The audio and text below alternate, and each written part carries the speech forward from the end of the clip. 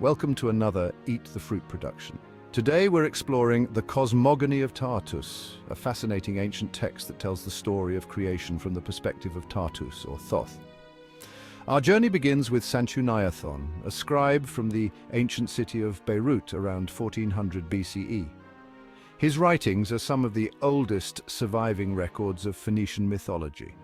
According to sources like Eusebius and Porphyry, Sanchuniathon documented these myths with guidance from Hierombalus, a priest of Ur, and dedicated them to Abibal, the king of Beirut.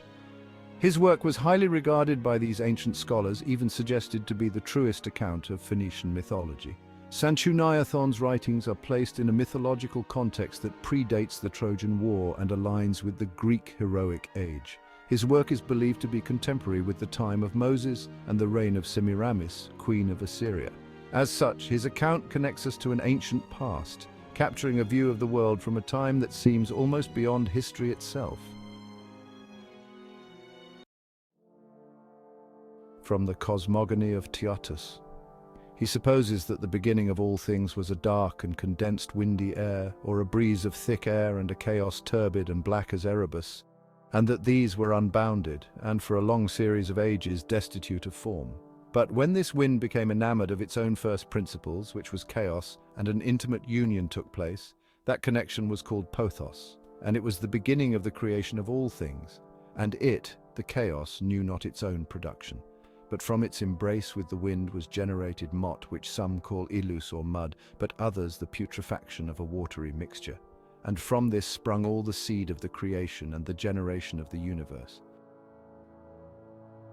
In this early passage, the universe is described as a chaotic mass of darkness and wind, devoid of form or purpose. Over time, an interaction between chaos and wind generates a spark of creation, resulting in mot, a substance often likened to mud, or a putrefied blend of water.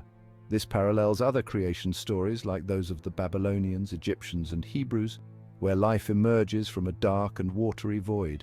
From this primordial mud, the seeds of life take root, and the foundation of civilization is laid.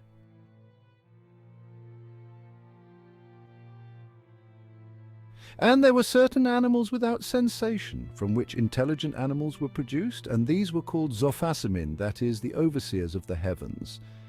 And they were formed in the shape of an egg, and from mot shone forth the sun and the moon, the less and the greater stars. And when the air began to send forth light by its fiery influence on the sea and earth, winds were produced, and clouds and very great defluxions and torrents of the heavenly waters.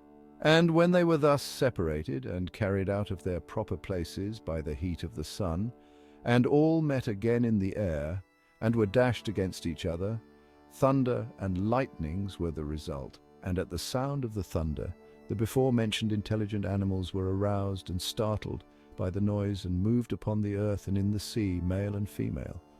After this, our author proceeds to say, these things were found written in the Cosmogony of Taautus and in his commentaries, and were drawn from his observations and the natural signs which by his penetration he perceived and discovered, and with which he has enlightened us. Afterwards, declaring the names of the Wands, Notus, Boreas, and the rest, he makes this epilogue. But these first men consecrated the productions of the earth, and judged them gods, and worshipped those things upon which they themselves lived, and all their posterity, and all before them. To these they made libations and sacrifices. Then he proceeds, such were the devices of their worship, in accordance with the imbecility and narrowness of their souls. This section describes the emergence of light, weather, and celestial bodies from mot, which reflects the Babylonian and Egyptian myths of creation, where land rises from a watery abyss.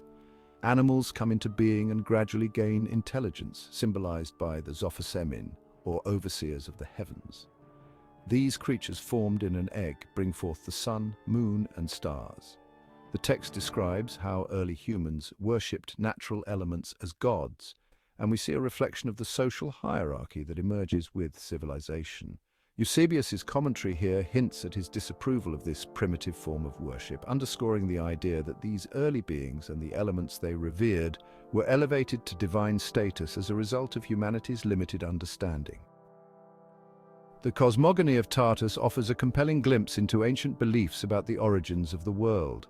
From chaotic winds and darkness to the emergence of light, water, and life, we see the echoes of creation myths from cultures across the ancient world. In this text, the elemental forces that shaped civilization are revered, embodying a vision of a world born from chaos and guided by forces beyond human understanding. Thank you for joining us for this exploration of ancient Phoenician mythology. Until next time, this has been another Eat the Fruit production.